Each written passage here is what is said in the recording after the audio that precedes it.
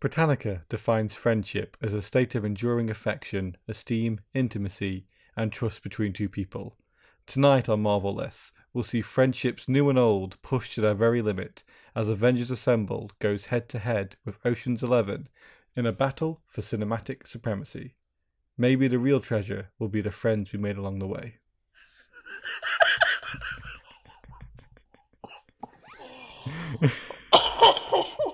God, make me laugh too hard. Do you like that? That was very good, Josh.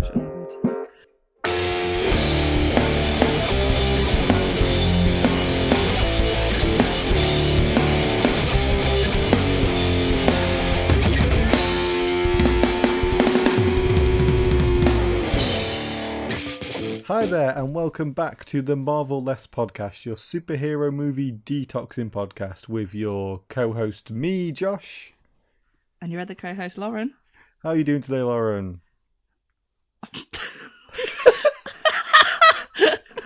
Sorry, that was so loud. I've been better, thank you. Yeah? Yeah. I'm really good, thank you. How are you?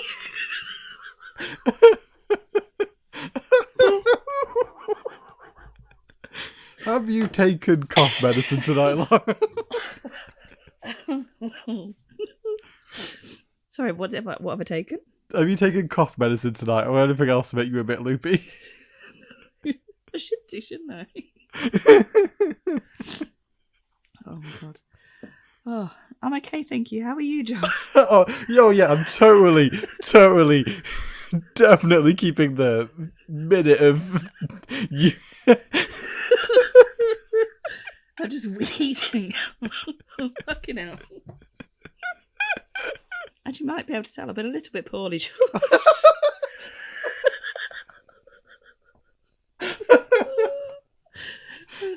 Oh.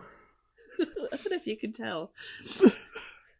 No, it's ship shape, I think, Lauren. Ship shape.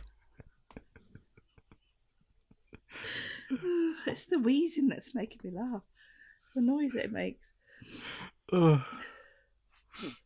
I'm good, thank you very much. I'm glad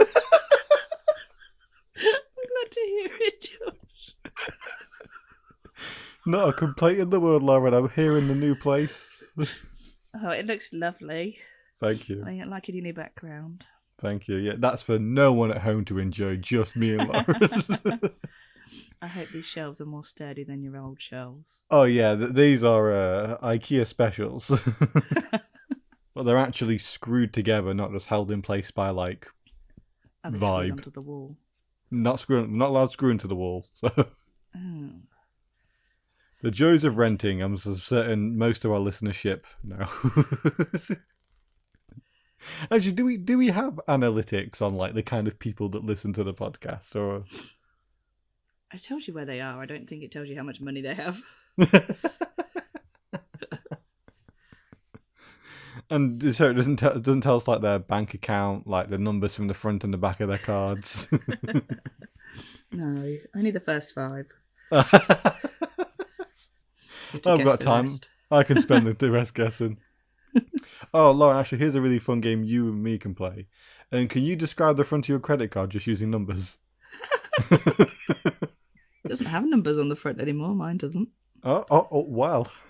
Well, Actually, I don't think my credit card does either. No, I'm cutting this. So, Lauren, what brings the Marvelless podcast together today? we're going to talk about friendship today. And putting a team together. And you know who puts a great team together? Who's that? The Avengers. That's them. That's them, all right. And you know what I mean, Lauren? I can relate to friendship. I have a friend.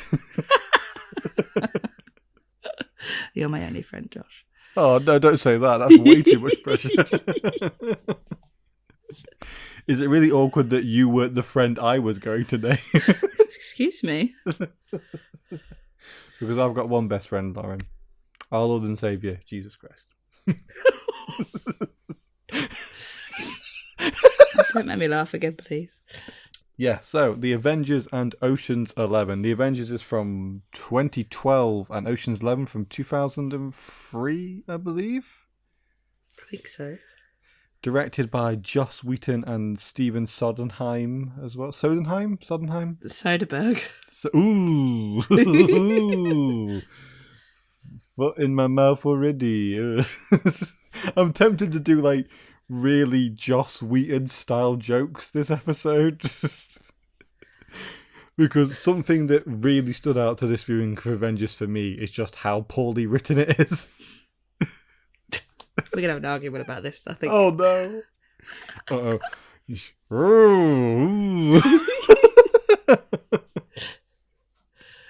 There is just a lot of he's right behind me, isn't he? Kind of humor. Yeah, no, it is really like that. But I found it really funny, and I don't know if it's because I was like completely loopy from being so ill, but I was really laughing. You know what? Aisha, who watched with me begrudgingly, was like in one breath talking about how boring the film was, and in another breath like laughing at every joke. And I was like, "So which is it? Do you think this is boring or do you think it's funny?" No, because I fully expected to be like, because I was kind of like dreading watching it, to be honest. Yeah, I was like, it's so cheesy. Ugh. Like it's going to be rubbish. And I actually really enjoyed it. Well, spoiler alert for the audience, this is my least favourite Marvel movie, and this viewing did not did not improve its ranking. This can't be your least favourite Marvel movie out of all of them. When I think of a Marvel movie I really, really would not want to watch, it is always this one. Really? You'd rather watch Dark World? Because I've only seen Dark World once, in my head, I can't criticize it, if that makes sense. Whereas of this, I'm like, the first hour and a half of this film is an absolute fucking slog. They spend about 45 minutes fixing a wing. And it absolutely fucking reeks of Joss Whedon. And, you know, I've always had it in my mind that, you know what, I don't think Joss Whedon did ruin that Justice League movie. Like, you know, but what damage could he have done? But watching this, I'm like, yeah, maybe Joss Whedon did ruin that Justice League movie. But then also watching the Snyder cut, I'm like, oh no, Snyder's also just bad at making this movie. Yeah. I mean, has Joss Whedon done anything else since then? He did Ultron, didn't he? Yeah, but after that. Then is that when he got like cancelled, basically? What did he get cancelled for? I can't even remember. I believe he got Me Too'd. Oh. Yeah.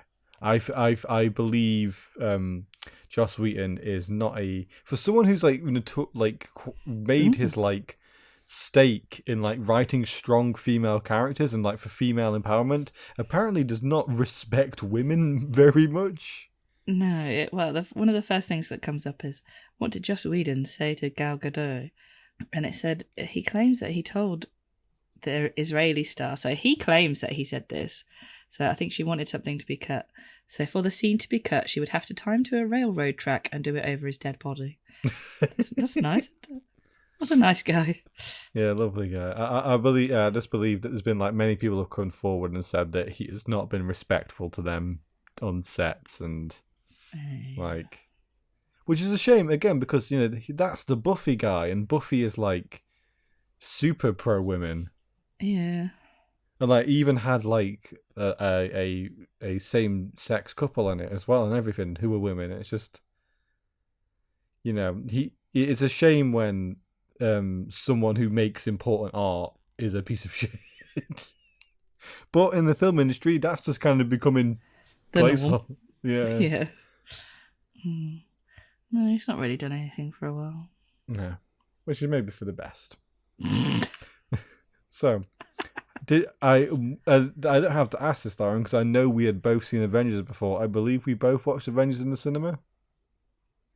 I didn't watch Avengers in the cinema because I wasn't into it when it came out. Because my flatmate, Michael, he was like, he kept banging on about it to me, and I was like, what are you talking about? Like, ugh.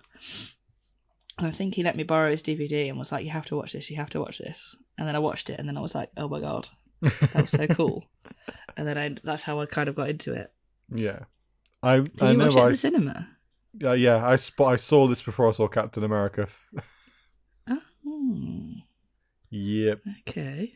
Little old 2012 would be the year that we started uni? The year before, Mhm. yeah. Yeah. Yup. I remember I remember one of our film lecturers at the time talking about going to watch it in the cinema as well, actually. Oh, really? Yeah, I'm not going to name names. I don't know when it came out.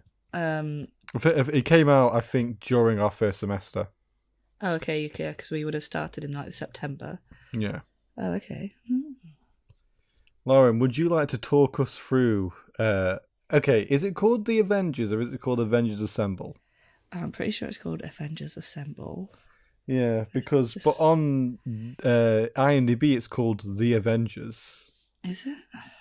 Yeah. I'm sure on like the DVD it says Avengers Assemble. Yeah, I think the American title might be The Avengers. But to us Brits over here, on this side of the pond, it's called Avengers Assemble. Yeah, if you put in The Avengers, it says on IMDb at the top, Avengers Assemble. But then it says underneath the original title, The Avengers. Oh. So, who knows? Who knows? Who knows indeed. Okay, let me rack up my long list of notes. Hang on. Yeah, I probably written collectively maybe about 70 words about the movie. Oh, I don't know. I have to admit, I did watch it in two halves. I think I did, to be fair. I watched up until the bit where I was just probably about an hour and a half in, and then was like, I'm going to do the other 40 minutes, hour, whenever. I can't look at this anymore. And then a week passed. And I started watching it, and I was just like, I just immediately enjoyed it more than I thought I was actually going to. Yeah. Which was nice, really. So I think it was so weird seeing Loki being like really violent, yes, and murderous. I was just really taken aback by it because he has so much character development. I haven't seen him be like that person for a long time. Yeah, and he's also that Loki that gets transported, and it was just. I just couldn't stop thinking about it. I was like, oh my God, this is that Loki. Yeah, it's like a good reminder that just before that started, but Loki was horrible. Yeah. Yes. It was absolutely awful. So yeah, when after Loki escapes the Avengers, I don't know what you call it, facility. It's not even the Avengers facility, is it? It's like S.H.I.E.L.D. facility. Yeah. And makes everything cave in on itself. I was just like, this hole is like the size of a small city. Like, nobody has mentioned this at all. Well, okay. You know how people are like, how come no one's mentioned the celestial body in Eternals? How come no one? Yeah.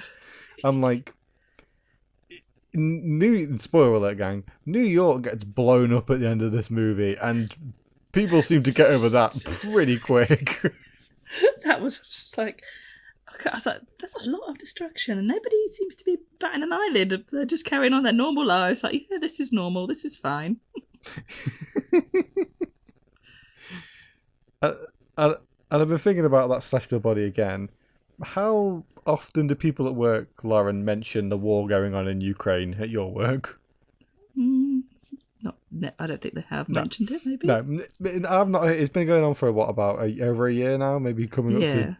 People just don't give a shit after a while, do they? Like in real life, sadly, the news cycle changes, and people just become apathetic of things, don't they? They're like, meh, who cares? There's a big fucking dead guy in the ocean. Who gives a shit?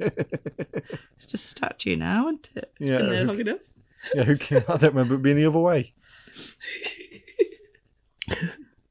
And then after that whole big cave in, you get to go and meet Black Widow, He's being interrogated by some, I want to say Russian men. I don't really know. Yeah. I do just want to say, I like the using the title card to answer a question just before that. Because on the phone, Phil Coulson asks Nick Fury, "What are we going to do?" Mm. And then the title "Avengers Assemble" appears, and I'm like, "That's that's cheesy, but I do like that. That's some cheese I can get behind." Did you like that? Oh, I didn't even really notice, to be fair. But then, yeah, she's like being interrogated by these two guys, and then I think Nick Fury calls her, and she's just in the middle of this interrogation. She's like, "Yeah, these guys are giving me everything," just so casual. And I was just like, "Oh my god, the Black Widow's phone!" Just another how old the series is. It's just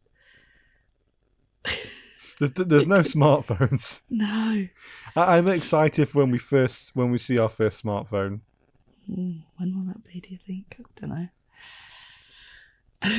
Well, Apple have had a big thing in their films where bad guys weren't allowed to hold iPhones. Oh yeah, they did do that, didn't they? I wonder how long that went on for. I think that changed with Knives Out, where that little right-wing boy's on his iPhone the entire movie. Oh, I don't know. That can't still be a thing, though, surely. Probably not. Anyway, so Black Widow gets a phone call from Nick and is like, "Nick." Then she does the infamous what I would call the infamous chair flip. Yeah, that's pretty cool. Yeah, she does some cool stunts, kicks these guys' ass, picks up her shoes, walks off, gets her instructions for the next job, and then it's cut to Captain America punching the shit out of a bag and then knocking it off the wall because he's so angry about being woken up in the future. Yeah, he's got a bit of future shock. Yeah, and then Nick Fury comes to see him personally and shows him his little folder, and I was just like, this is a really technical organisation. Why wouldn't they have a screen? Well, why are they taking folders to everybody? But then I was like, oh, maybe it's to scare Captain America even more. Well, that's the thing. Tony gets a data card, and Captain America gets a folder. Yeah. So yeah. They give him these little pieces of paper to make him happy. Sign him up for the mission. Yeah, we got that classic line. Any advice about the Tesseract? Should have left it in the ice. Or in the ocean, wherever they say they find it. Yeah. And then there's another cheesy line where I think we're going to war or something. And then he says, "Our war is won by soldiers." I was like,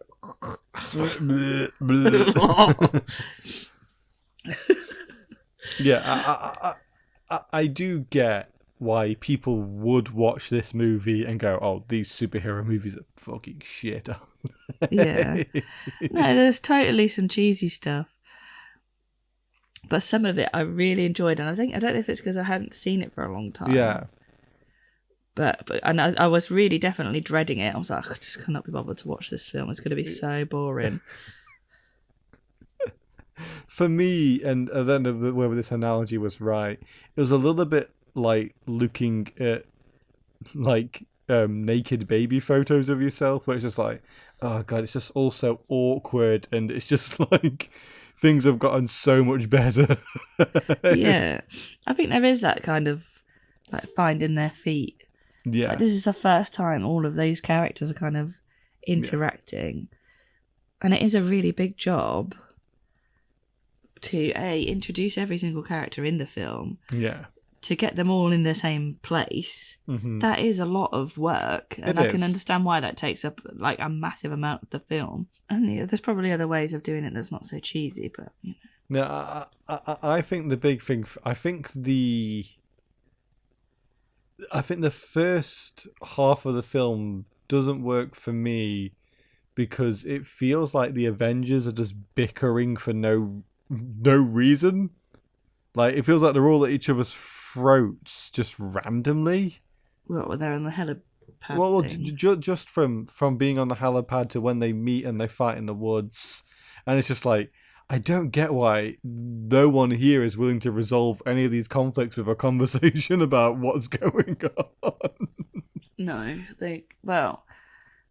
it's. I think initially they are like affronted maybe by Thor because he's an alien.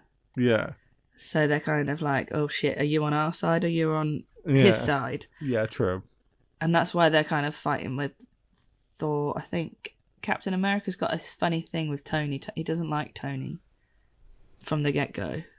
Yeah, Because I think he doesn't.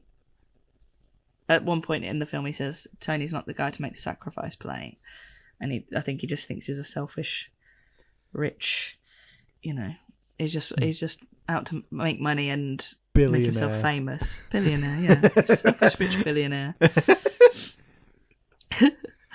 And I think he just. You go. No, I actually I get why they wouldn't like get along, but it just feels like at any moment they could all break out punching the shit out of each other, and I'm like, Yeah. this is meant to be the good guys. It would be like if you know that scene in Civil War where Iron Man goes to meet Spider-Man. Yeah. It would be like if they were really at odds at each other, just from the get-go. You're like, no, you both, like, because everyone in this situation needs each other. I don't get why you're all like, I'm gonna fucking get you first fucking chance I get. Like everyone, like, and I get it makes more sense for them to be sharp against each other and then grow to be better friends over time, but Yeah. it's just it just feels like a fucking fight is gonna break out. No, I get that. And I think on the ship particularly, Yeah. there is like a whole thing. And I think it's that scepter. Is it the Mind Stone that's in that Yeah. scepter? And that's what's making them be a bit crazy in there. Yeah. But I think, you're right from the beginning. They're kind of antagonistic towards each other. Yeah. My other note here is: does the Iron Man CGI look shit? So, like when he lands on the Avengers Tower. Oh No, Stark Tower. Oh yeah, it is. Sorry, when he lands on Stark Tower, and it starts pulling it off. I was like, does this look shit? Does it? It's not right, is it? It doesn't look good. It looks a bit like he's walking through a PS2 game, doesn't it? Yeah, that's a really good description. It just doesn't look real. It just looks like a cartoon. Yeah, I don't think this film's CGI like dips and dabs in quality. I think because we've seen that kind of Tony unsuiting before, I think like maybe it's a little bit rushed. Because that's not going to be the most impressive way we see Tony suit up this movie. No. So it's like they were just saving it for something else. because he's already done that kind of unsuiting in Iron Man 2 when he was at the convention. Yeah. So it's like just get through it. It doesn't have to look his best. It's going to do a really cool one later on. Yeah, maybe. And then, when Phil turned up at the Stark Tower, I thought that was so funny. Just him, like, overriding everything of Tony's. It was just, Tony was like, "Excuse me, what are you doing?" That proper made me chuckle. And then I spent a good amount of time going, who gave Loki this scepter? Where did this scepter come from? And I think I deduced that it came from Thanos, but it doesn't. Yes. It's not really explicitly said in this film, is it?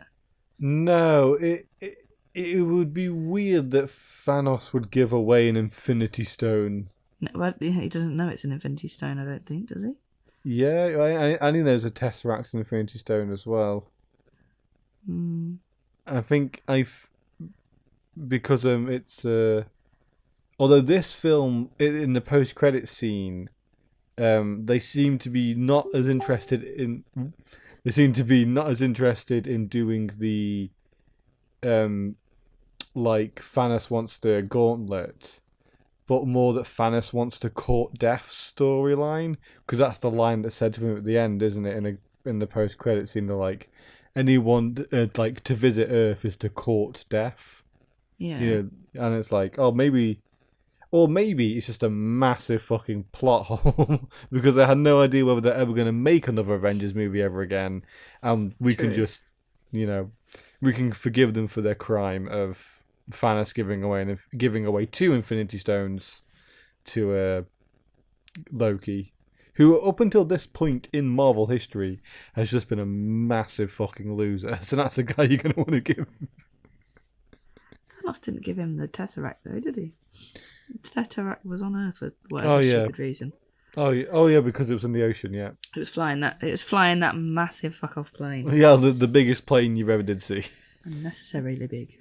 Me and Aisha were watching Robots today, the DreamWorks film, and I was like, that plane looks like it's out of the film Robots.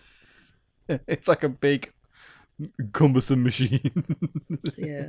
It's at this point I checked the time and saw that only an hour had passed, and it broke my heart.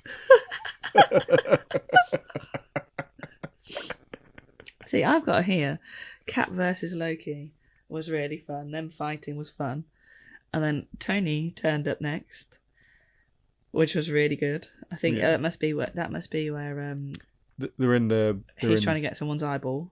Yeah, he's in Germany. Yeah. And he cuts out that guy's eye. Oh, then it's got that really cheesy, like, old man who said, "No, I will not bow to a man like you." and at this point, I'm like, when you sink into your chair to the point where you're like almost like horizontal with the floor. See, I was just getting more and more. I don't know if it was getting more and more delirious, but I thought Cap versus Loki was so fun. Oh my god, Tony Turner was so good. Oh my god, and Thor. Actually enjoying this more than I thought I would. Thor and Tony fighting is hilarious. Tony, man, I might be delirious from being ill, but I'm finding a lot of this so funny. I'll admit, as bad as some of the writing is, Robbie Downey Jr. can sell it. Yeah. He can really, really, like... And I'll say one thing that this film does that I think something that Justice League could have learnt from, and it's something that the MCU learns from, is that superheroes' powers interacting with each other is really, really fun, and that is what you want to see. Like that bit where Thor shoots Captain America with lightning, and it's like suit charged to 400%. Oh yeah, it's when he shoots Iron Man. Yeah, it's like, oh really? Yeah. Blast him up. It's so funny. Like, this whole film is like letting these people's powers interact. Like Hulk tries to pick up Thor's hammer. Captain America launches Natalie with a shield. Like, and all those moments are really, really fun and really exciting. And it's like the film, like, I will give it its credit for that. Like, for as much as I didn't enjoy it, I'm willing to admit what works in the movie. Yeah, no, there's so many fun moments, and I really enjoyed it because it's like just seeing the characters be together, and it's like they're getting to know each other, isn't it? And yeah, I think you're getting more of a characterization from each one about how they interact with each other, and yeah, I was just finding it really fun. But I did know. I think the first shot of Thor in this movie is a Dutch tilt. Did you? I've got when Hulk comes out in escapes in the ship. I was like, oh look, here's Hulk in the dark again. Yes.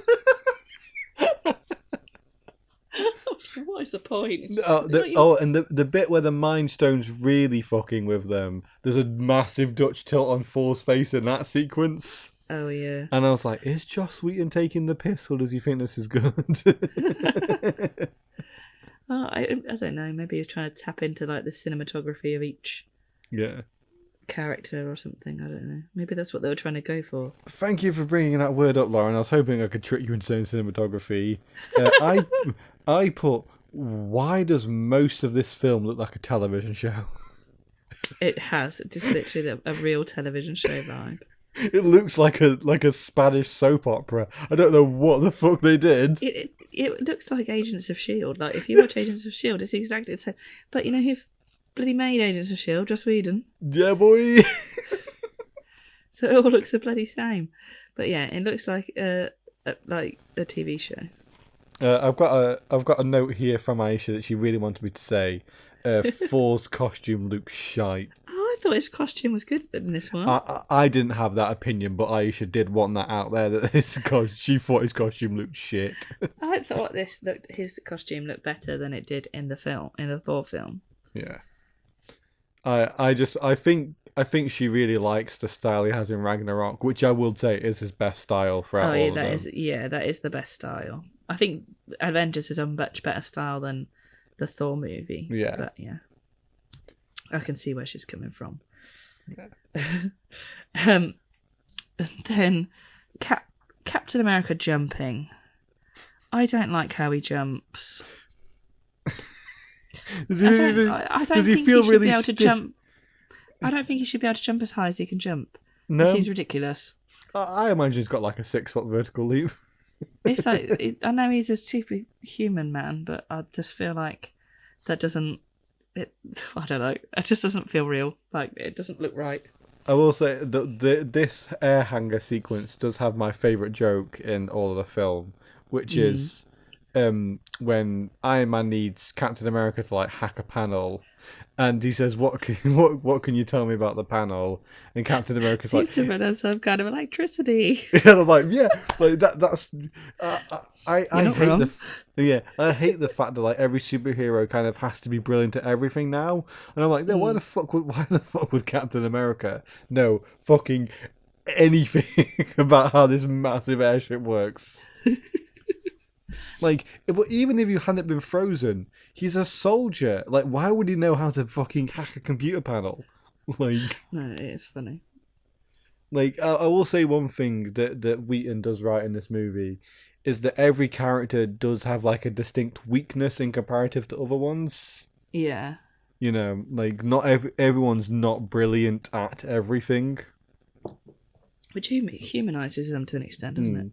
Which is like, I'd say, something that the Guardians of the Galaxy movies kind of fall down on, is that everyone's just fucking brilliant at everything.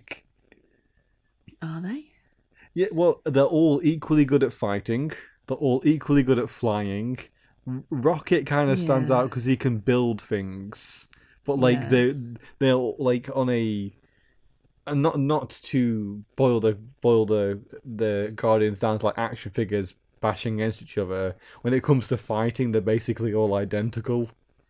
Yeah, no, I see what you mean. I think they are more capable, I guess, as superheroes, is what you would say, but they are all more socially inept.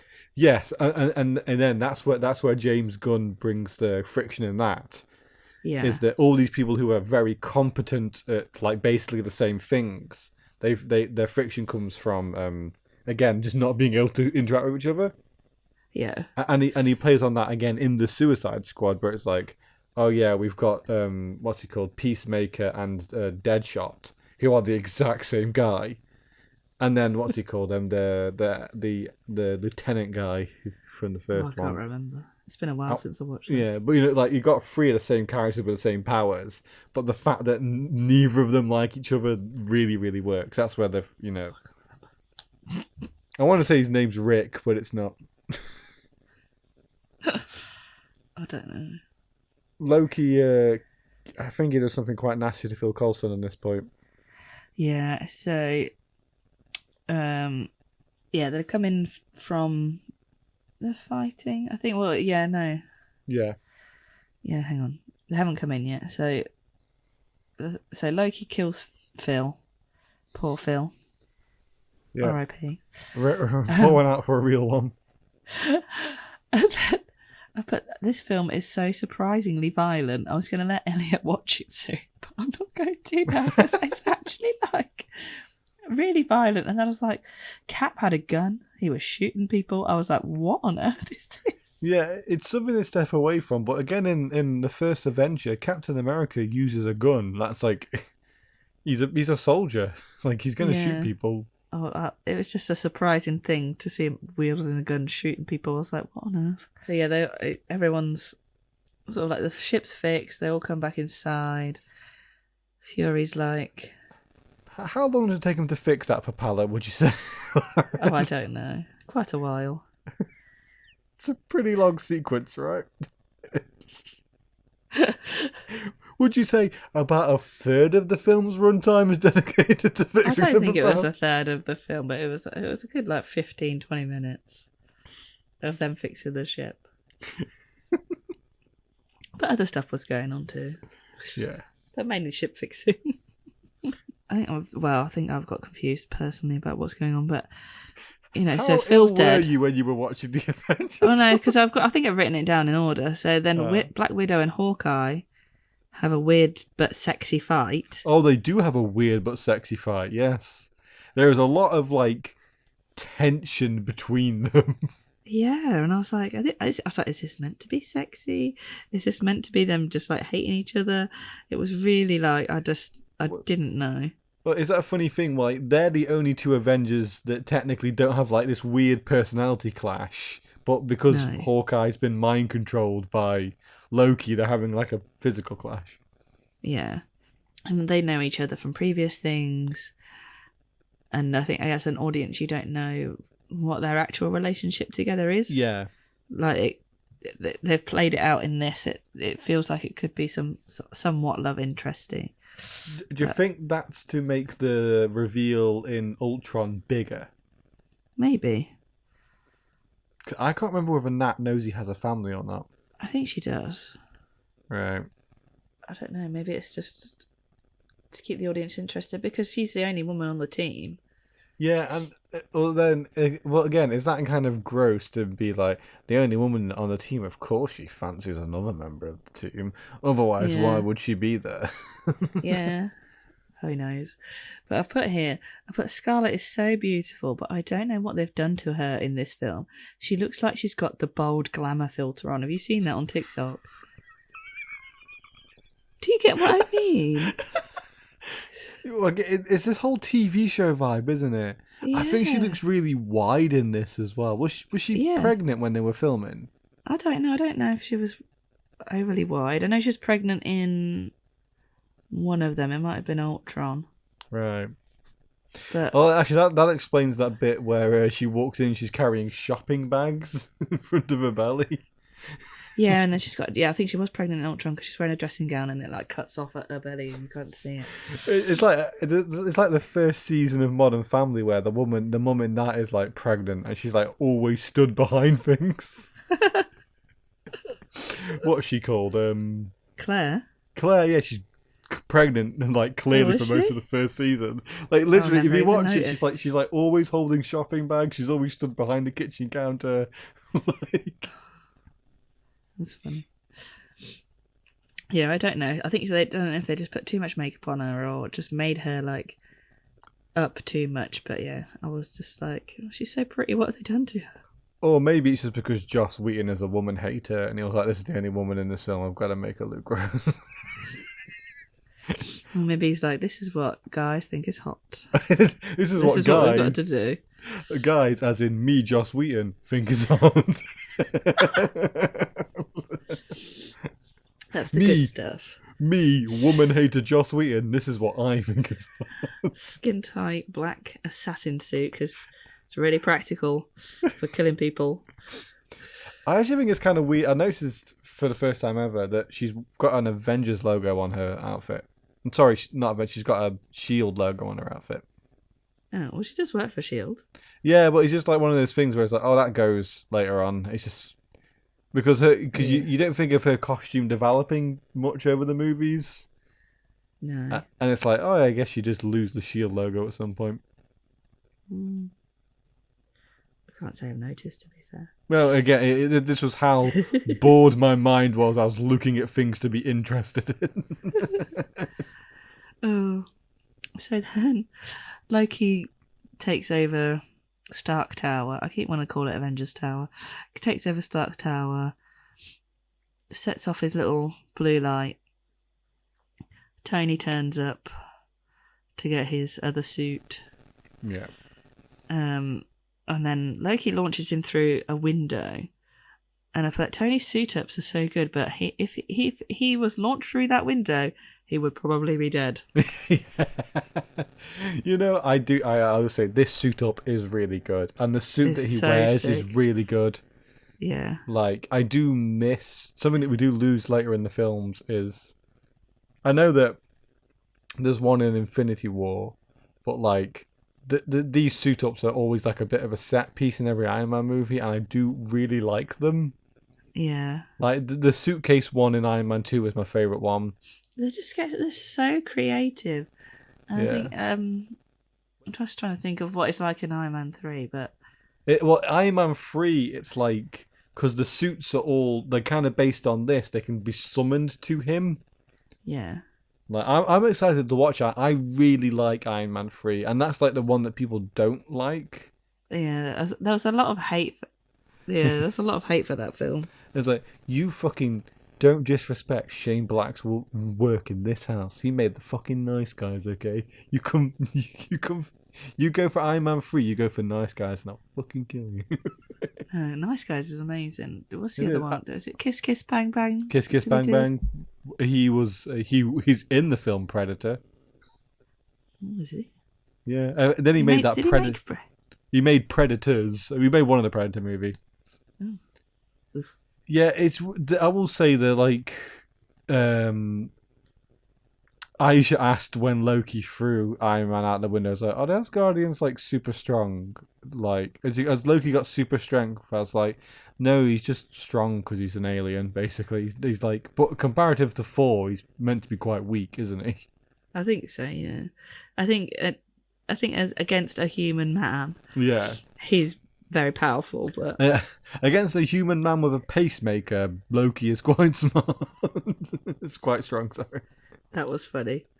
So this usually works. It's so cheesy, but like just tapping him on the chest, being like, why isn't this not working? See, I liked that, but then they had to fucking underline it with some smarmy fucking dialogue. I'm like, no, just let the tink be enough. Let that be the joke.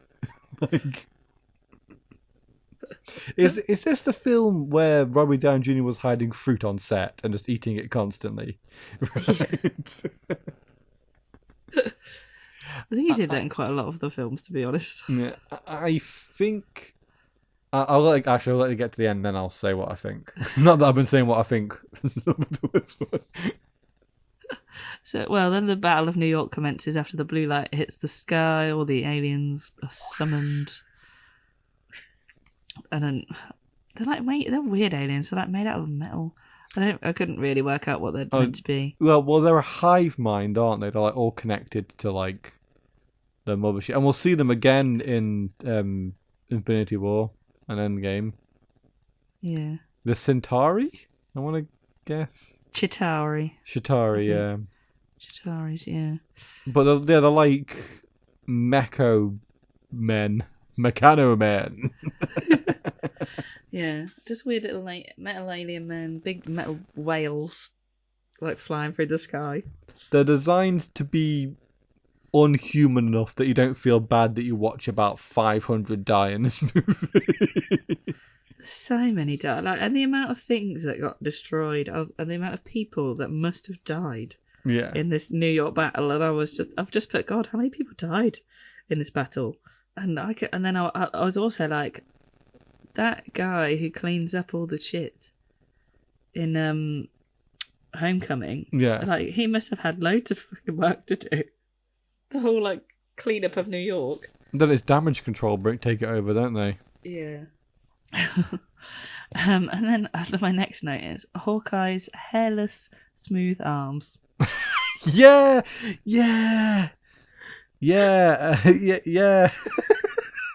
wonder if Jeremy Renner is just naturally hairless as a man. I don't think he is. Maybe he's got neck down alopecia. I have no idea. I was like, he's just shaved his arms. But then I couldn't stop looking at his smooth baby arms. I was like, after I noticed it, I was like, he's a man. He surely should have some hair on his arms.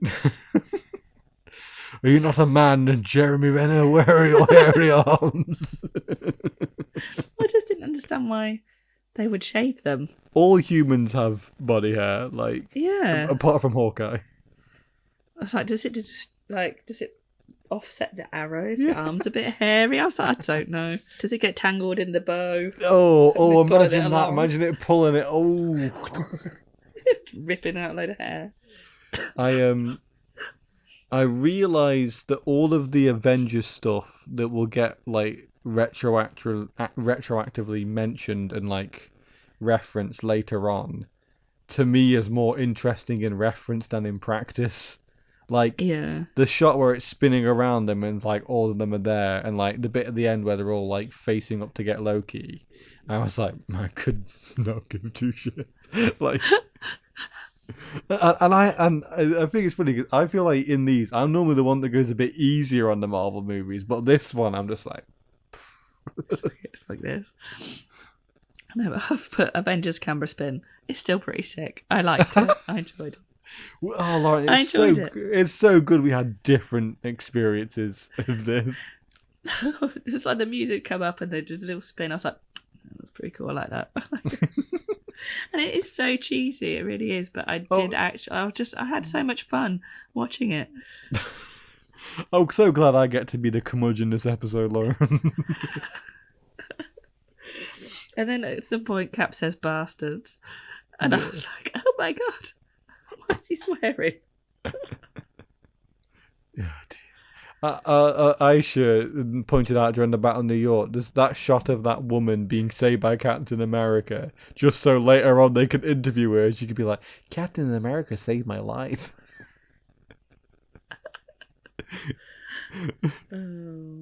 I like Tony's sacrifice play. It was paced and shot and performed really, really well. Yeah. This is why he's my favourite character. I feel like Tony's the only person that has any character development in this movie. I don't think Bruce is any different. I don't think Nat or Hawkeye are. We know Captain America's not different because Captain America's fingers that he has zero character development, which is not an insult to him, but that's not the role that Captain America plays. No, Captain America is always morally sound. Yeah. But I think if you go through most of the films, I think Tony is the one. Yeah. That changes the most, and his character probably goes through the most comparatively to everybody else. He is truly the heart of the MCU. He is the guy who hasn't got one. He is the beating center of it all. And maybe that's what's wrong. But and I think that is the issue. Is they didn't give anyone else the heart. No. They should have given it to Spider-Man. He should have become the heart of the MCU because in the Marvel comics, that is the role that Spider-Man plays. He is someone that they want on the team because of his heart. Spider-Man will always make the right choice. He can be. Yeah. He has the responsibility to always make the right choice. And they should have passed that torch to Spider-Man. But obviously because of Sony and Marvel Studios' weird relationship with that character, they can't bet it on it being Spider-Man. Because they don't know whether they're going to be able to make any films with him fucking in. And it's And now he's out there by himself. Yeah. Nobody knows who he is. Yeah. Oh, so sad. So you ever had shawarma, Lauren? I'm curious. You ever had shawarma? No. Me neither. I think I had to Google what shawarma was. I think it's like a Turkish kebab or something like that. Oh, was it doner meat, basically? I don't know. Shawarma is a Middle Eastern dish originated in the Levant region. It's basically like a chicken kebab wrap. Oh, it's chicken kebab. Fair enough. Yeah, what is shawarma versus kebab? Kebab is a combination of ground meat. Shawarma is a variant of kebab. And it's prepared meat that is roasted vertically. Cool beans, you've used both words to describe each of the things. Well done, descriptor. Amazing, well done. I'll say one thing about that post-credit scene in this one. Are we at that point? Well, let me just say a couple of other things. Loki catches Hawkeye's arrow and it blows him up. Absolutely class. Is that the thing that Kate Bishop sees that makes her want to be Hawkeye? Because it's something in this sequence that she sees. Yeah, quite possibly. Not really. Isn't it? Oh, maybe it's Hawkeye jumping out the window. I can't remember now. But she sees him do something in this sequence, isn't she? Yeah. And then Hulk's puny god enjoyed that. And then after all that's happened, Captain America riding on his motorbike, going wherever. I don't know where he's going. It's the worst motorbike riding I've ever seen in my life. Sorry. Yeah. And then they play Soundgarden. As the credits roll, I was like, Because that's one for the boys. For me, Joss Whedon. Sorry, anyone that likes Soundgarden, I cannot stand them. And then I'm going to let you sit on that hill, Lauren. I'm not going to do. Well, do you like Soundgarden? I can't think of any of the songs they did, but no, I don't. They do really They do Black Hole Sun. Yeah. I like Black Hole Sun. Do you? Ugh. Yeah, I like the music video as well. Where everyone smiles, dead creepy. So whiny. I like Audio Slave. I like that one song from Audio Slave that he sang. Let's not get caught up in. But anyway, at the end credits where they're all eating the shawarma, Captain America's not having any food. I was like, does he not eat? Oh, I can tell you why. This is what I wanted to mention. So that post-credit scene was shot 2 weeks before the film came out, and Chris. What? And what's it? So this wasn't intentionally meant to be there originally. Chris Evans had grown a beard for Snowpiercer. Oh. And couldn't shave his beard. So are they CGI'd his face? He's wearing a really shitty prosthetic. And that's why he sat with his hand in front of his face, because he's literally got a beard. And I was like, what is it with Joss Whedon and facial hair and superhero movies? It's fucking Henry Cavill's mustache. It's Chris Evans' beard. He didn't do Henry Cavill's mustache. Yeah. He got, for the reshoots of Justice League, that Henry Cavill had the mustache because of Mission Impossible. So fuck it, we've got to CGI his top lip out. Oh. Oh, that's so funny. Ugh. I can't believe that. So, Avengers ends not with a whimper, but with a visit to a Turkish restaurant.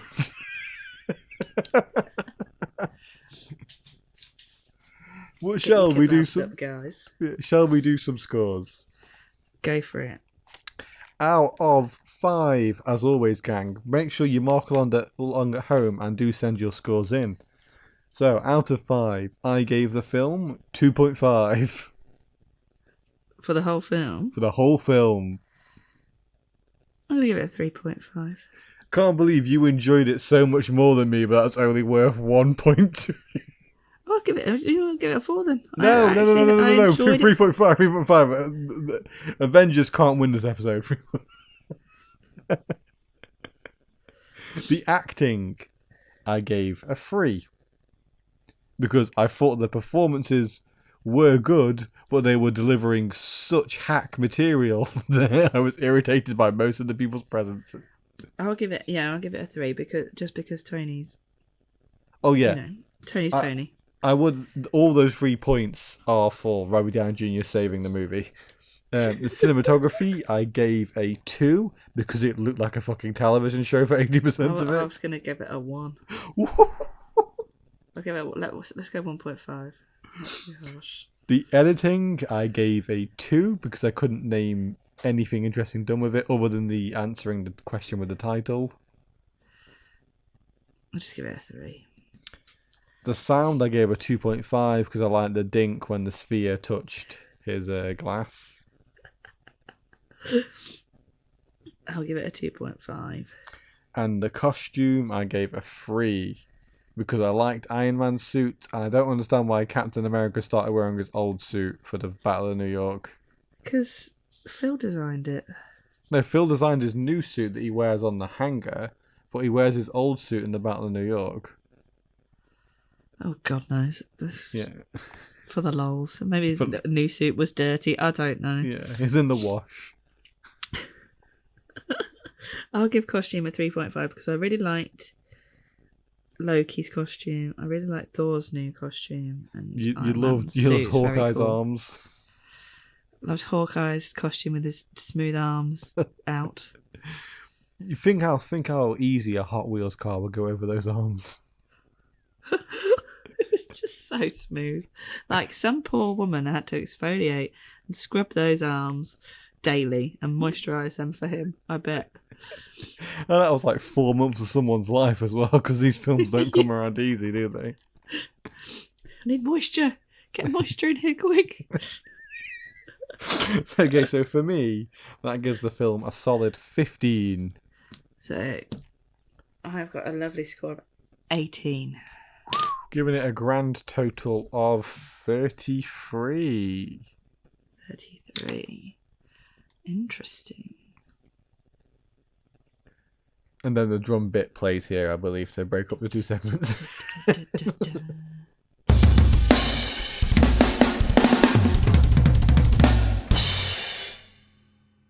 So the drum bit ends here. So, Ocean's 11 from 2001 by Steven Soderbergh? Steven Soderbergh, yeah. Yeah. He's the guy who made Magic Mike. He is. And he's the guy that... he's one of those, like, you can make a film on an iPhone filmmakers, but then actually did make a film on an iPhone. Oh, did he? Yeah, didn't he make the first film on the iPhone? I think he maybe made one of the first major Hollywood productions on an iPhone. He's made 2, I believe. One's called Unsane and one's a basketball documentary. Oh. But he seems to be a guy whose filmography is a bit shaky, but like as an actual guy and a person who is passionate about filmmaking seems to be genuinely really nice and like believes that filmmaking is for everybody. So Ocean's 11, of course, Lauren, as we both know, is a remake. It is a remake from a 1960s film, I believe. Yeah, brought to us by Warner Brothers and the Village Roadshow Pictures, who I believe might be Steve's company. Maybe. Had you seen Ocean's 11 before? I don't think I had seen it before. I remember it coming out and it kind of being everywhere. Mm-hmm. But when did we say it came out? 2001. 2001, yeah. I was young. Yeah. Then, which is shocking. Like 2001, I was, 12 or 13. I would have I been... definitely didn't watch it. I would have been 7 or 8, yeah. Yeah. Is it your first time watching it? Have you seen it before? I think I'd seen it in its entirety, maybe on like an ITV at one point. Oh yeah. So I've seen it with adverts. Oh, by the way, this review has got a Ocean's style twist in it. Did you watch it? Excited. Did you watch it on Amazon Prime? I did, yeah. Okay, good. That means the twist is going to work. So, I'm going to give an overall thesis about this movie, because this is my new favourite thing to do, by the way, is to talk in general and then get into the details. I'll go for it. Fuck me, George Clooney and Brad Pitt have some of the best screen energy I've ever seen, ever. I understand why they're both incredibly famous actors. Like, you know what it's like when it just reconfirms that someone's a movie star to you? Yeah. Like, I watched what's it called, Edge of Tomorrow last year with Tom Cruise in it. I was like, yeah, Tom Cruise is he's just such a fucking movie star. I couldn't stand that film. That's fair enough. but yeah, I know what you mean. Like he has this a movie star presence in all the films that he's in. He's just and I don't get that from like when I see like Chris Evans and stuff or Rob Downey Jr. and stuff. I'm not like, there's a fucking movie star. No, I know what you mean, but I don't know if it's because like you've got like George Clooney, you've got Brad Pitt, and like Matt Damon. They're like a really big trio from around that early 2000s time, and I don't know if it's that where they've been in so many like decent films. I think they kind of have this like history that comes with them. Yeah. And like kind of like a receipt, basically. Like this is all the stuff that we're really good at. You know all of this, and maybe that's what they're bringing. That's what Alfred Hitchcock used to talk about when he was talking about casting movies. He's like, I'm not casting Cary Grant to act in this movie. I'm casting Cary Grant because of all the other films he's acted in. Yeah. And he's going to bring that with him. Yeah. I will say one thing about actually going back to the Avengers. There is one of them who I am always excited and I always think brings something to movies, and it's Scarlett Johansson. I think she is in Jojo Rabbit. She is immaculate. It is unreal. Like, she is such a good performer in like Lost in Translation. Like, she's very good. Yeah. So after we get the logos, I just want to say, by the way, we skipped it, but the Paramount logo is at the start of Avengers, guys. We don't need to worry. How did we not bring that up? Oh, my bad. It's all right. So Danny Ocean is getting interviewed in prison, asking whether he's going to be a good boy, and yeah, sure. And I was like, the last film I watched George Clooney in was Fantastic Mr. Fox. And he's basically doing the same performance that he does in Fantastic Mr. Fox that he is in this. What's the nursing show that he did that made him famous? ER. ER. Is he like that in ER? I've never seen it. No. I remember when... all the rage when I was a kid. I think it was like the pre-Grey's Anatomy. Right. I know that him and... Is it Brad Pitt are both in an episode of Friends as hot doctors, I think? Or like... Brad Pitt was... Oh, he's in the I Hate Rachel Club, isn't he? Yeah. Yeah. I think George Clooney is in at some point, but I don't know what for. Just to be handsome and on screen. That's all he's good at, really. Yeah. So yeah, he's like, I'll be a good boy if you let me out, and they're like, yeah, cool, you can go then. He gets let out, and he's wearing like a casino suit. And so he's wearing like a suit. And I think this is meant to be like a soft sequel to the one from the 60s. Oh, okay. Because I think potentially at the end, that's like the kind of suit he's wearing in the one in the 60s. So it's like he got arrested shortly after the heist in that one. Oh, you mean when he comes out of the prison, he still has tux on? Yeah. Oh, okay. Yeah. And he does the first thing that anyone would do when you get out of prison. He goes straight to Atlantic City.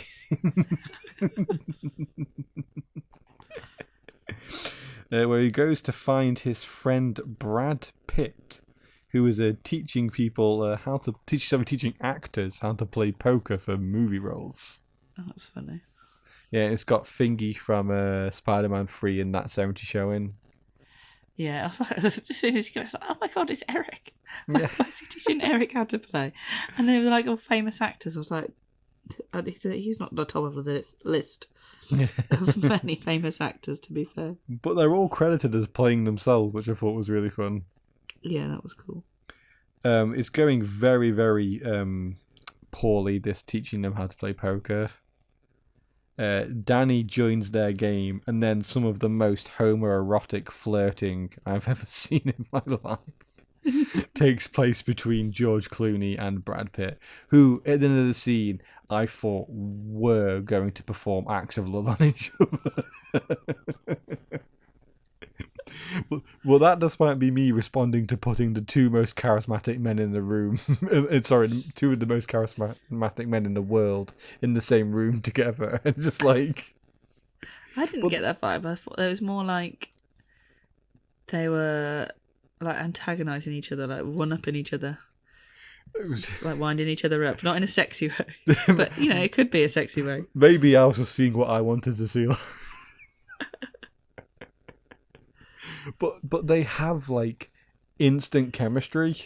Yeah.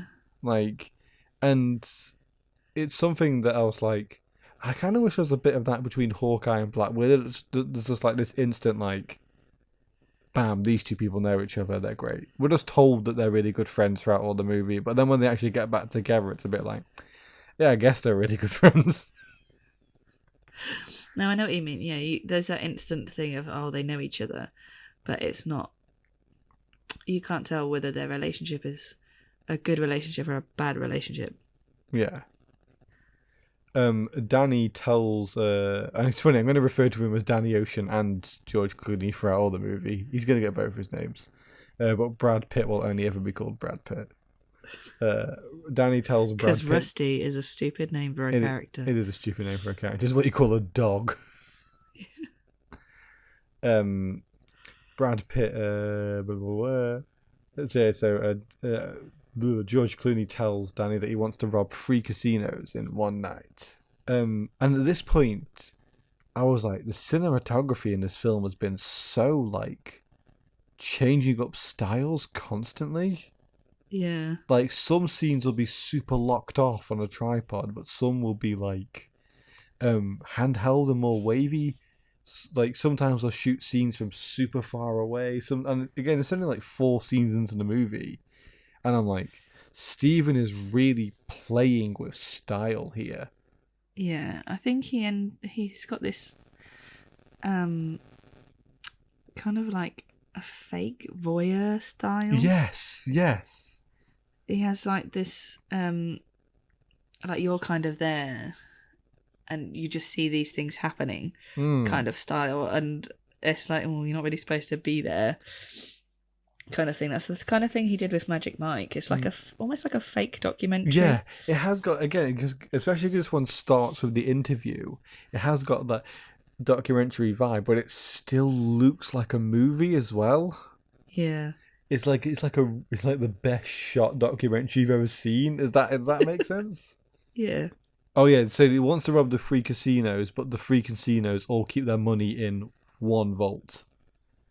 How convenient. How very convenient. And do you want to know why they keep all their money in one vault, Lauren? Why? Because they're all owned by the same man. The man that stole Danny Ocean's wife. Spoiler alert. Spoiler alert, Lauren, we're talking through the plot. I'm going to spoil. I'm about to tell people how the film ends. This isn't revealed for a while, though, is it? I mean, it's obvious from the start for me. I was like, oh, he's clearly pissed him off at some point. Well, yeah. So then they go to meet an old man called Ruben. It's Monica's dad, yeah. Is that Monica's? No, oh no.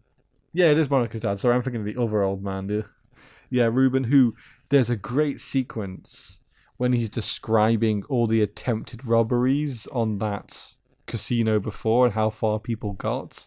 Yeah, that is good, yeah. Like, again, these sequences are probably only maybe 12 seconds when he's describing the robberies, but Steven commits to shooting them. Like, he talks about the one from the 60s, the one from the 70s, the one from the 80s, the one from the 90s, and he shoots in those styles, and he instantly captures them in these such short, sweet spots. Yeah. And it was this point I was like, oh, this film has worked on me. Like, I am... But again, that adds to this document. Again, I've only because of what you said earlier, it adds this documentarian feel to it. Yeah. Where it's like, he's just. You're going to be surprised that I liked this film more than Avengers Ensemble. Ruben's like, I'm not going to help you rob this casino. And then they're like, Oh, but we're actually just trying to rob from the guy that owns all the casinos called Terry Benedict, played by. I don't know who it's. Me neither, but he just always plays the same kind of character in movies, doesn't he? Oh, I don't know. Yeah, He plays the mayor bad of. guy, but Yeah, he plays the mayor of New York in the female Ghostbusters. That's what I think of him. oh god. I just want to say, I think Steven Soderbergh's naming of characters is bad. They will have bad names. I did wonder whether this is left over from the '60s script or his trying to modernize him, or. Oh, I don't know. But Yeah. Everyone's name in this film irritated me. Yeah, even calling Danny Ocean's a bit irritating. But again, that is a hangover from the original. He is called Danny Ocean in that. Oh, okay. Yeah. So it turns out that Ruben also hates Teddy Benedict because he got his casino shut down. Oh. So now we get this big sequence where we get the rest of our crew, who we know are not going to be as important, because their introductions take about 15 to 25 seconds. We get they're called the Mormon twins, I think, or the Moron twins. I didn't catch what he said, but he said one of them. We get the tech guy. We get Don Cheadle doing the most believable and subtle British accent I've ever heard ever in a movie. Also supporting the worst facial hair I've ever seen on him. I looked up the film before I started watching it, and one of the first things that came up was John Cheadle apologised for his British accent. And then I read this whole interview, and it's like, people told me this was a really good British accent. I was like, who told you that? They told me it was a really good London accent, so I just went with it. I mean, it's a really good London accent if you're performing in Oliver. It's just... What's he called in Oliver? Is it the guy that runs the pickpockets? Fagin. Yes. If he was doing Fagin, I'd be like, that's a pretty good Fagin, actually. That is. Oh. Yeah. Worst accent ever. Ooh. There's a really funny bit where they're getting Don Cheadle, who's being arrested, where Brad Pitt just gets to quickly be his character from Seven again, which is very funny. Oh yeah, that was funny. When he just pretends to be a police officer, doesn't he? And... Yeah. He's wearing like the exact same outfit as well. Yeah. But he sets up a bomb very quickly. He does. We get Saul, who is an old man who's eating like Altoids the entire time or something. Oh yeah, it's got from the stress. Yeah, they get the amazing Yen, which I don't know whether is a culturally appropriate name to call this man, but then I think his name is Yen. The little Chinese man. Who doesn't speak a word of English, but does. He seems to understand what's going on the entire time. Yeah, maybe he understands English but doesn't speak it. I don't know. But then, like, Brad Pitt can speak Chinese. Like, yeah. And then they decide to need to get one more, and they decide to get Matt Damon, the pickpocket. He's supposed to be a young guy, but he looks like he's about 40. He looks older than Brad Pitt. I thought he was supposed to be like someone's son that was like 19, 20. Yeah, he like is. That. But he looks like a 40-year-old man. Yeah. I just can't imagine a young-looking Matt Damon. Oh, he looks young in... What's that film? With Robin Williams. Good Will Hunting. Yeah, he looks young in that. I think that's the only time he looked young. Once they've got the whole gang together, they have their first meeting where they go through their plans, and their plans look like they're going to blow up the Death Star. Like, the graphics are so awful. Then they start scoping out the casinos. I'll tell you one thing about this film: how quickly it goes from putting together the team to preparing for the heist or doing the heist is just like non-stop. They didn't really prepare. Like they were just like, "Oh, this is what we need to do," Yeah, and then they were kind of doing it. They do the smart thing of when they're talking through what they do and what they need to do in the plan, you just see them doing it. Yeah. There's a really tense moment in the server room when they've got to set up a little camera hacking device, where he's getting chased by a guard, but because he left a screwdriver behind or something. Yeah. Then they start building a fake vault to practice from as well. There's a fun scene where they bully a used car salesman to get some vans. Saul's going to play a big Russian guy who needs to keep some gems in the vault. Yeah. So he starts practicing that character and becoming him. It was at this point that I noticed that Matt Damon is like always chewing in this movie, and Brad Pitt's also like always eating. It's like they both picked really similar affectations for their characters. But like maybe it's a movie star thing. Yeah, every shot of like Brad Pitt is like where he's not doing the heist, he's like holding a burger, or like one scene's got like a prawn cocktail in his hand. He's just always eating. But Matt Damon is definitely always chewing in this. That's good. Got Brad Pitt eating. Do you reckon that's to make him Luke younger? Oh, hang on.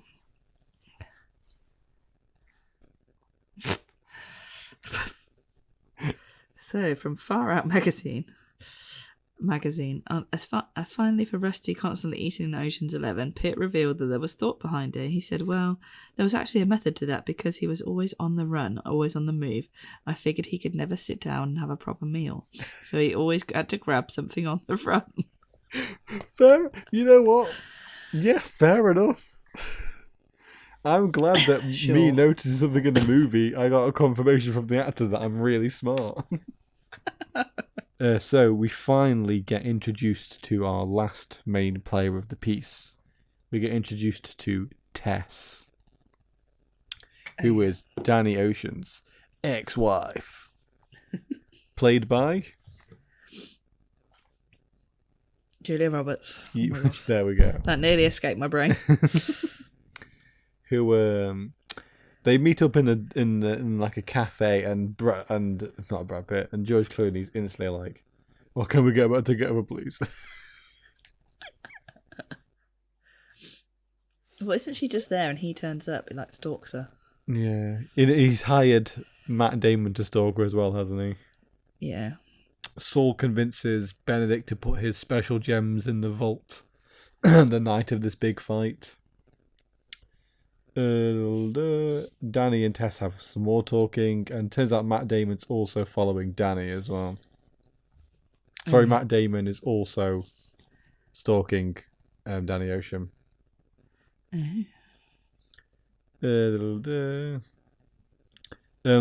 They find out that one of their original plans to use this kind of bomb is not going to work, so then they have to go get a bigger bomb. And Matt Damon fucks up the heist and breaks Yen's hand. Oh, yeah. And Danny's like, "Oh, I don't really like you, but you messing up." And then Matt Damon's like, "Well, you've been getting too close to Tess, and you're going to blow the plan. And you've also been blacklisted from the casinos, so they're going to be watching you." So Danny gets kicked from the heist. And then the film just then fully commits to it being heist time. There is like no drama between Danny getting kicked from the heist and the heist happening. I'm not going to talk through every fucking step of the heist because no, there's many steps. The heist is, the film is 2 hours long, and 1 hour of the film is just committed to the heist, which is pretty good. Like, you get a lot of heist for your money. I'm going to go for some highlights now from here to the end of the film. Danny Ocean gets punched in the face, and there's a really fake punch sound when that happens. It turns out, here's our first twist, Lauren, because now we get to the cool twists section. It was all a trick for Matt to think that Danny was kicked from the heist, but that was the plan the entire time, to kick him from the heist.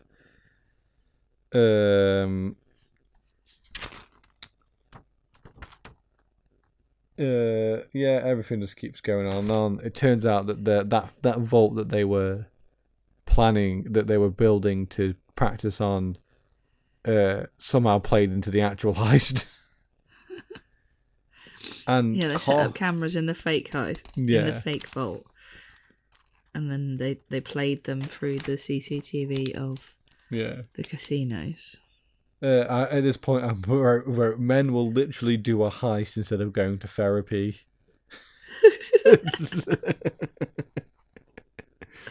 The heist is successful.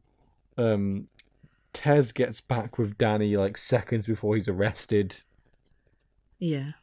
The rest of the boys... How long are you going to be? I don't really know. Yeah. The rest of the boys walk off into the moonlight. Brad Pitt is eating something as Danny's released from prison.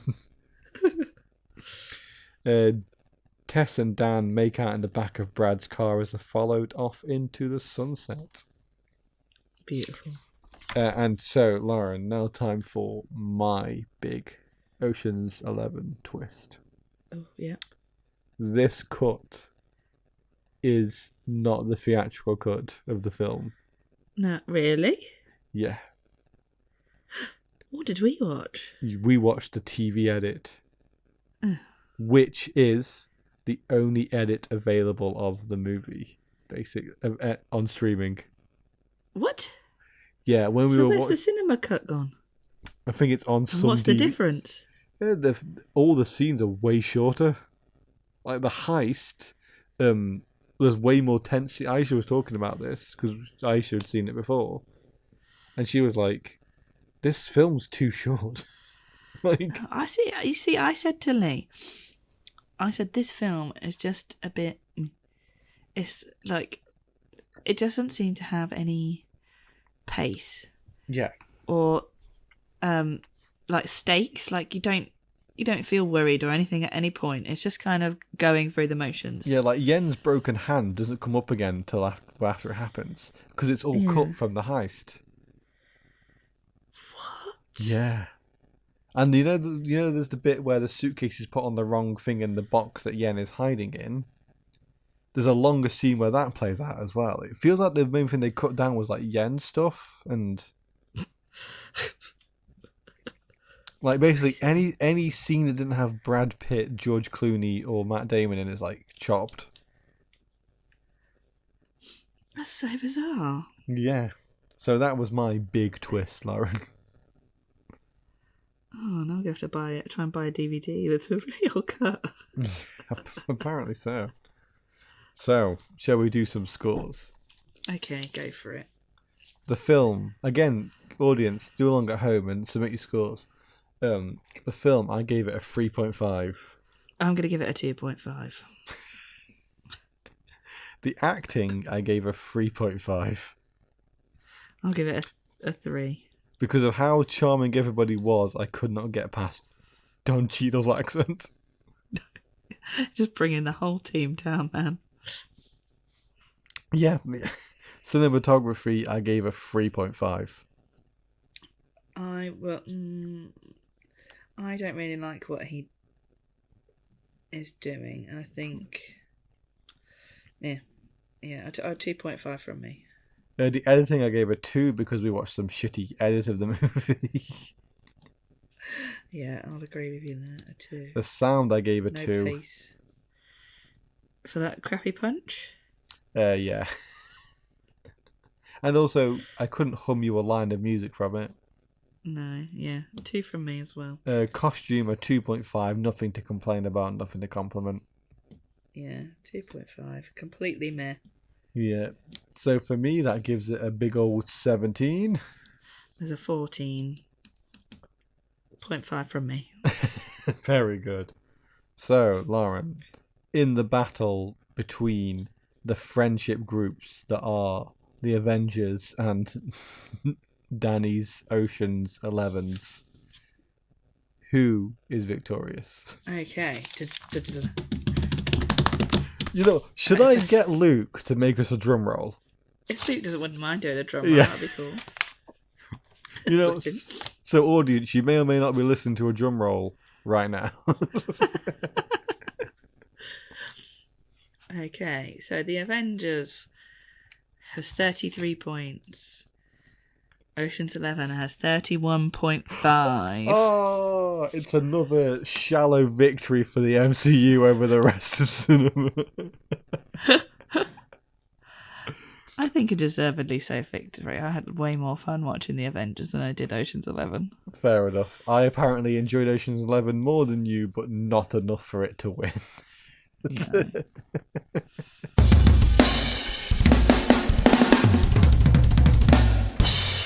Do we have any closing business for today, Lauren? Did I tell you that we got an email ages ago? And then have you read it? No. Hang on. Oh, audience, I can't. This is from ages ago, and I thought you'd read it, and I keep forgetting to tell you that we got an email from someone. Audience, I cannot express how excited I am that we have an email. It's a death threat, isn't it? So this is from December. Oh, good. Actually, So my bad. That's not ages My ago. bad, guys. Well, it's the 17th of December. So, it says, Dear Lauren and Josh, I hope you both are well. I was wondering if you could answer my question. Does Josh like Taylor Swift?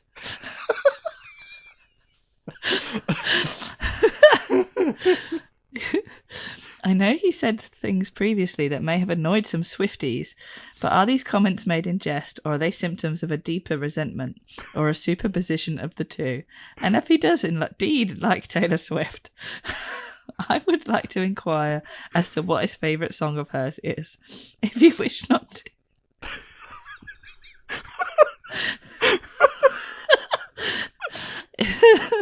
If you wish not to comment, I respect your privacy, but I look forward to hearing from you. Kind regards, Jethro.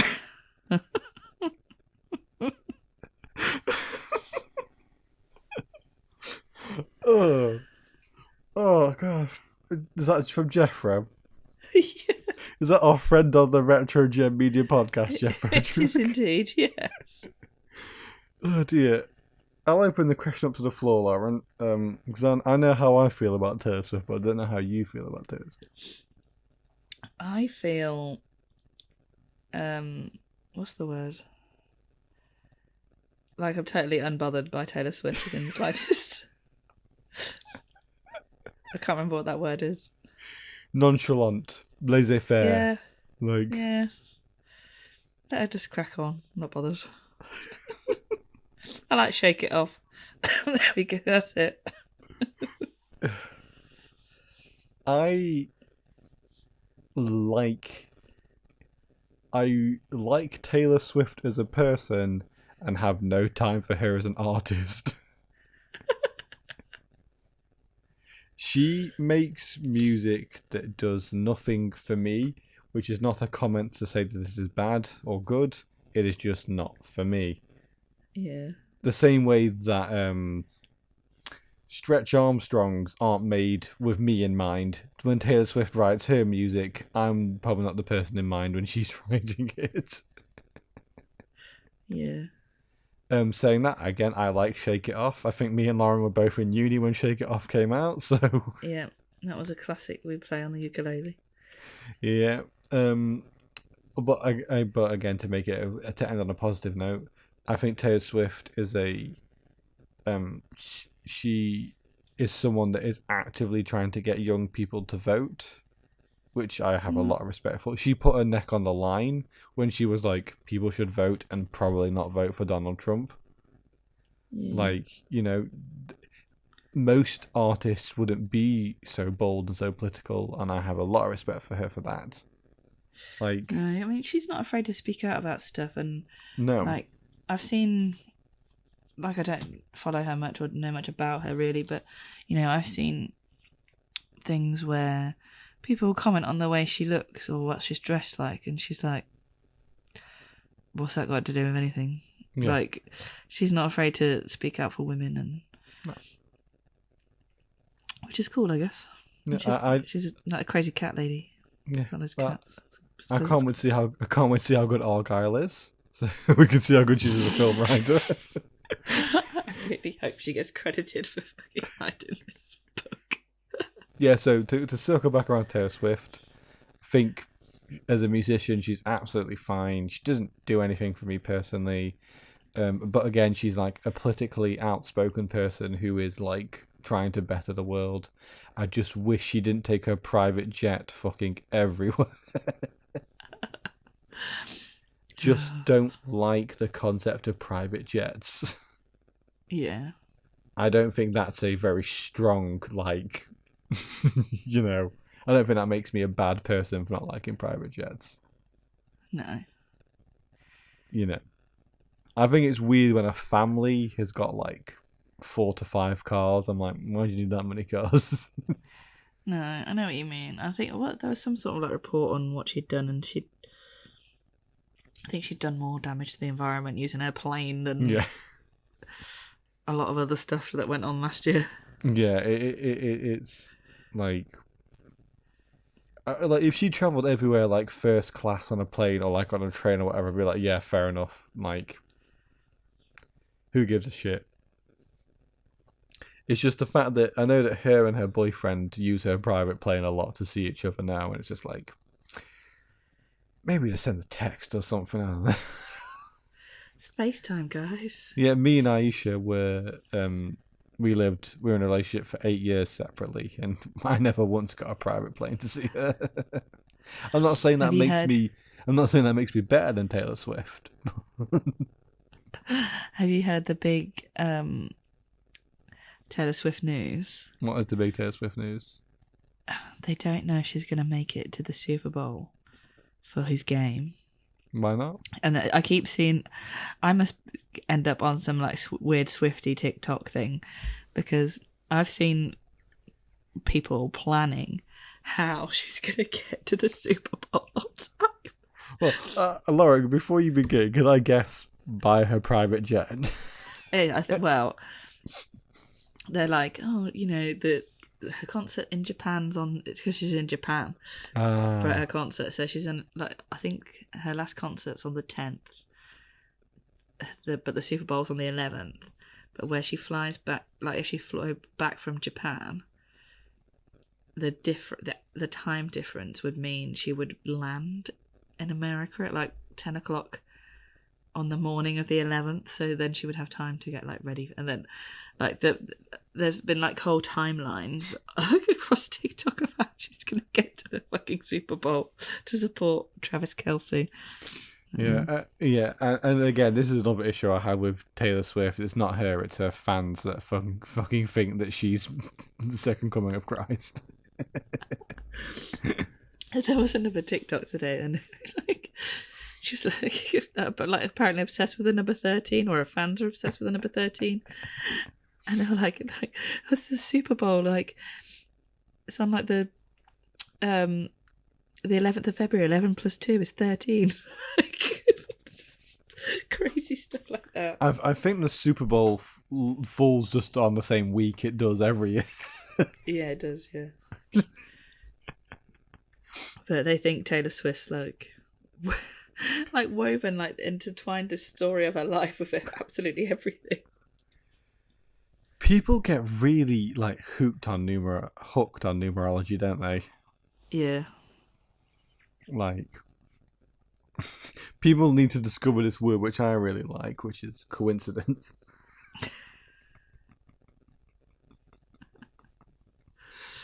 But again, I say that said about Swifties, if I was a teenager today, knowing the kind of shithead I used to be, I'd be like a massive Elon Musk defender. I know who I used to be. Like, I would, like, I'm no better than any other 13-year-old. Oh, I don't know what I'd like. Because I distinctly remember being about 13. And I was, like, so bored of pop music. I just, like, because that was everything, like Westlife. were in the charts every week. Everything was pop music, and then I think somebody gave me like a tape of Slipknot at school. And that was it. I was just like, I literally like played this tape over and over again, and then I like fully went into like a rock music phase. But like nobody else at school did, so I was kind of like off on my own tangent. And I don't know, like I don't think there is that now. Yeah, I do wonder how kids discover new music. Is it just through what's being used on TikTok and like? I don't know. I think they just listen to a massive eclectic mix of stuff because they can access absolutely anything. Yeah. I don't think they just listen to new music anymore. That's good. I remember like my favourite artist growing up and still is the Beatles, and just having that on CD. Like, Yeah. And it's just it must be really hard being a teenager now. Because you've got to have a degree in numerology to know what Taylor Swift's up to. And it just must be hard having all the information ever in the world available to you at all times. Yeah. Like, that must be incredibly intimidating. Like, I don't get how anyone has an attention span. Like, No. Like at work, I'm like, God, I could really be looking at my phone right now. And I'm like sat on a computer doing my job, and I could be looking at my phone. It's like, it's a fucking smaller screen, Josh. Do you ever sit there doing stuff on your computer while you've got your phone in your hand? Or is that just me? Just scrolling through TikToks, like just TikTok music, TikTok going in the background, like just doing crap on my computer. Terrible. Yeah. Oh dear. Yeah, so what we had for the end up of this episode was a brief discussion of Taylor Swift. Do you reckon her private jet's got like a really cute name? It's Paulie the private plane. Oh my god. Her plane is like $40 million. Yeah, she's like one of the richest artists currently working. Oh, her plane's number 13. You know what? I could have guessed that. You know what? If anyone wants, let me add to this Taylor Swift numerology. The date I was born on is 13. No joke. You're a Swiftie. I am. And my birth year of 93, that ends with a what? That starts with one and ends with a 3. Maybe you're a soulmate. This is the thing about numerology. It's like so easy to like do anything in it. Yeah. Anyway, I'm putting an end to this Taylor Swift chat, and I'm wrapping up the episode. I hope that answered your question, Jeff. Lauren has had 3 coughing fits this episode. I've had 1. That's 30. Just from laughing at me. Right. We would like to thank everybody so much for listening to the Marvellous podcast. We are bringing the new year much louder than last year. I've figured out how to mix the podcast better, so it's now louder. If you would like to send us an email like the one that Jeffro sent us today, it is themarvellouspodcast@gmail.com, or you can find us on Instagram or Twitter. Send us a DM over there. I would like to thank Luke for making us our music. Thank you, Luke. Again, his band Caymans have got their album coming out this year for pre-order. It's called Work-Life Balance. Or Work Balance, something like that. Google it, you'll find it. I'd like to thank Aisha for watching the Avengers with me, because good lord, I would not have finished it without her company. I'd like to thank you, Lauren, for being my constant co-host. Oh, you're very welcome. Thanks for being my co-host. It's alright, Lauren. No one else will tolerate me, so it's all good. You're my only friend. Oh, don't come at me for that now. Full of lies.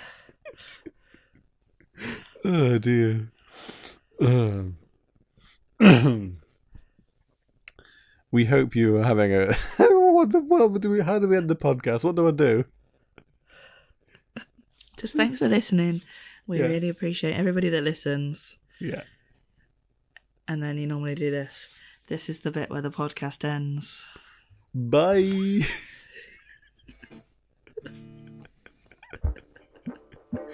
Is that the sign off? Oh my god. Stop the recording.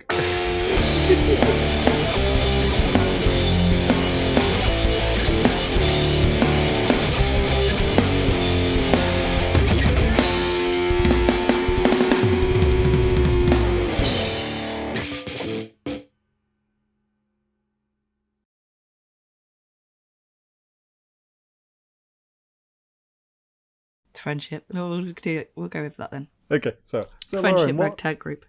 Okay, hey, avoid ragtag because that's Guardians of the Galaxy. We don't want to burn that. Yeah. So Lauren, what But brings the Marvel? Oh